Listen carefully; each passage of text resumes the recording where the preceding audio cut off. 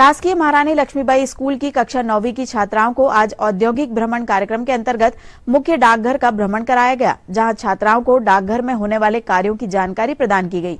शाला के शिक्षकों ने बताया कि आगामी भविष्य में छात्राओं को इन जानकारियों से मदद मिल सके, इस हेतु औद्योगिक भ्रमण के अंतर्गत अलग अलग संस्था व इकाइयों का भ्रमण कराकर छात्राओं को जानकारी उपलब्ध कराई जा रही है।